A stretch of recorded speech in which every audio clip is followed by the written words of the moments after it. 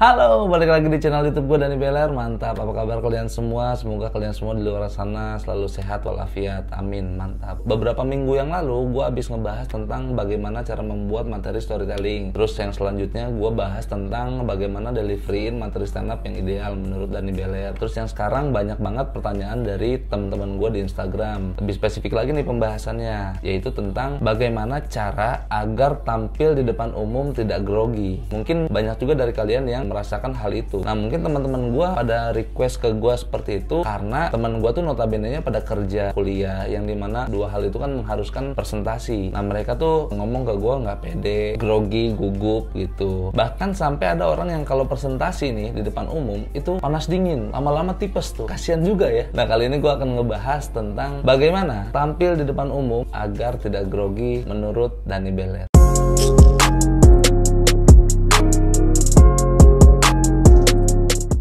Nah, jadi yang harus kalian ketahui, yang pertama, kenapa orang-orang seperti teman-teman gua, mungkin seperti kalian juga yang tidak terbiasa berbicara di depan umum, pengen banget untuk tampil di depan umum atau berbicara di depan umum tapi nggak grogi. Karena ketika orang yang nggak biasa berbicara di depan umum terus grogi dan gugup, wajar, karena itu bukan zona nyamannya mereka. Banyak mungkin dari kalian semua yang kalau main Among Us tuh nuduhnya paling kenceng, terus bacotnya paling kenceng, paling jago, terus kalau di tongkrongan tuh gibah paling aktif, tuh ngomongnya paling teratur. Ada aja orang yang seperti itu. Tapi masalahnya kan tongkrongan tuh kan lingkupnya kecil. Jadi orang-orang yang denger omongan lu tuh orang-orang yang tahu gimana lu. Masalahnya kalau di depan forum atau di sebuah panggung yang banyak audiensnya, mereka nggak kenal siapa lu, dan lu harus berbicara di depan mereka sambil mereka dengarkan. Makanya itu bukan zona nyamannya orang-orang tadi gue bilang yang tidak biasa berbicara di depan umum. Tapi menurut gue itu juga masalahnya bukan datang kepada orang-orang seperti itu. Kami para stand up komedian, motivator juga pasti ngerasain hal-hal seperti itu, karena itu mah manusiawi lah. Mau tampil deg-degan, pas tampil makin grogi, itu mah wajar. Karena ketika kita tampil di depan umum, di depan banyak orang, tekanan yang datang ke kita tuh tinggi banget. Yang pertama, kita takut salah ngomong. Terus yang kedua, takut bingung mau ngomong apa lagi. Terus yang ketiga, kita tuh didengerin oleh banyak orang. Kita tuh berasa dihakimi kayak, ayo gue tungguin lu ngomong apa.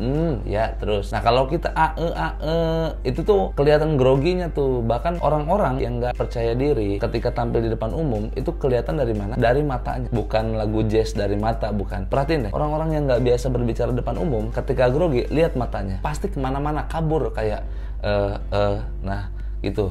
Ada yang lama-lama lari kecak tuh, tak tak tak tak tak tak tak tak, ada aja gitu, saking groginya. Nah, menurut gue itu wajar. Itu nggak cuma dialami oleh orang-orang umum. Kami para stand up komedian, motivator juga yang notabene-nya selalu berbicara di depan orang umum, kadang merasakan grogi di atas panggung. Jadi yang perlu kalian pahami, poin pertama adalah bagaimana cara menghilangkan grogi saat tampil di depan umum. Jawabannya nggak ada. Kenapa nggak ada? Karena grogi nggak bisa dihilangkan. Grogi itu wajar. Itu tuh salah satu alarm dalam tubuh kita bahwa kita harus siap dan peduli terhadap penampilan kita. Justru bahaya ketika kita nggak ada rasa deg-degan atau rasa grogi. Bahaya. Bisa jadi kita ngomong di atas panggung sembarangan, nggak terkontrol. Menurut gua, grogi itu nggak bisa dihilangkan. Terus gimana dong? Yang bisa lo lakuin adalah mengatasi grogi tersebut. Dua hal yang berbeda loh. Menghilangkan dan mengatasi berbeda. Menghilangkan tuh dihilangin. Mengatasi, ini grogi ada, tapi gua simpen dulu. Tuh, groginya ada di bawah panggung. Jangan sampai grogi ini gua bawa ke atas panggung. Itu yang bahaya. Itu yang sering orang-orang rasakan. Groginya di bawah panggung dibawa ke atas panggung, akhirnya ya udah gelagapan, keringat dingin, ya kan, tipes tuh, hepatitis, yang gue bilang tadi tuh matanya kabur,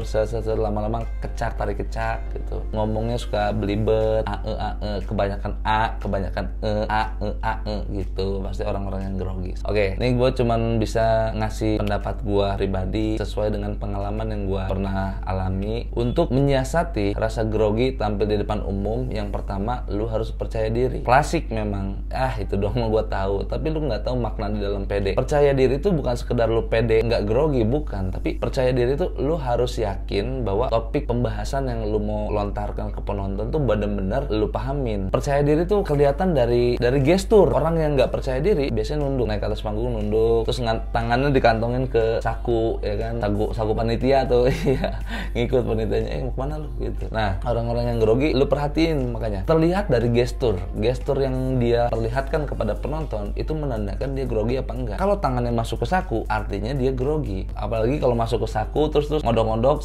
galer. Nah, itu bukan lagi grogi lagi. Bukan cuman grogi itu juga goblok, galer depan umum. Nah, itu ciri-ciri orang yang grogi terlihat dari gestur. Lalu apalagi? Sering mengelap keringat, sering ngelihat kemana-mana matanya. Yang gue bilang tadi lah, gemeteran, megang mic gemeteran. Lu pernah nggak ngelihat orang tampil di depan panggung, di depan kita semua, di depan audiens, terus dia megang mic-nya gemeteran? Nah, kenapa orang-orang gemeteran?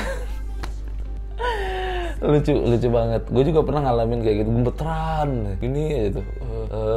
Nah, yang gue bilang tadi itu tuh bukan zona nyamannya mereka, itu tuh zona baru yang harus mereka hadapi. Akhirnya mereka nggak siap, mereka nggak nyaman berada di situasi itu. Akhirnya keluarlah gestur tidak nyamanan itu, grogi, ini apa, gemeter, ya kan, ngantongin saku, ngelap keringet segala macem. Nah, mulai berani menatap mata penonton. Penonton itu selalu melihat kita karena kita jadi sentralnya mereka. Ibarat lampu tuh kita paling terang. Wajar penonton ngelihat kita. Apalagi kalau konteksnya stand up comedy, semuanya ngelihat kita. Tugas kita adalah kita tinggal tatap mata penonton, bukan tatap mata Ojan. Bisa jadi lu tidur nanti. Tatap mata penonton. Kalau lu nggak berani natap mata penonton, lihat di atas kepala, satu jengkal di atas kepala. Jadi kalau lu nggak berani natap mata penonton secara langsung, lu lihat satu jengkal di atas kepala penonton. Dengan lu menatap itu, penonton merasa gua diajak untuk berinteraksi. Artinya lu udah mulai menguasai audiens, lu udah mulai menguasai penonton. Artinya penonton akan ikut ke dalam energi lu. Tatap mata penonton. Kalau nggak berani, satu jengkal di atas kepala penonton. Bikin ritual sendiri. Apa ritualnya? Banyak orang-orang yang kalau mau tampil tuh ritual dulu, jalan kaki, ngerokok, ngafalin materi pembicaraan, main handphone segala macem, main gitar untuk mencari ketenangan, untuk menyiasati grogi tersebut. Nah, cari ritual-ritual yang cocok dengan diri lu sendiri. Kalau lu ngerasa nyaman ketika lu habis ngerokok, ya silahkan ngerokok. Kalau lu ngerasa nyaman habis lu main gitar, ya main gitar. Kalau lu ngerasa nyaman habis lu keliling-keliling venue, ya udah keliling-keliling aja. Artinya cari ritual yang memang cocok dan pantas lu lakuin di sekitaran panggung. Jangan juga nyari ritual-ritualnya yang aneh. Minum darah ular kobra itu juga jangan, tuh bahaya. Karena panitia kasihan harus ke pasar Minggu, ya kan, nyari kobra. Ini boleh dicoba kalian semua. Semoga tips dari gue bermanfaat. Nanti habis itu kalau lu berhasil, lu bisa komen di kolom komentar gue. Dah, gitu aja video dari gue. Sampai jumpa di video selanjutnya. Bye bye.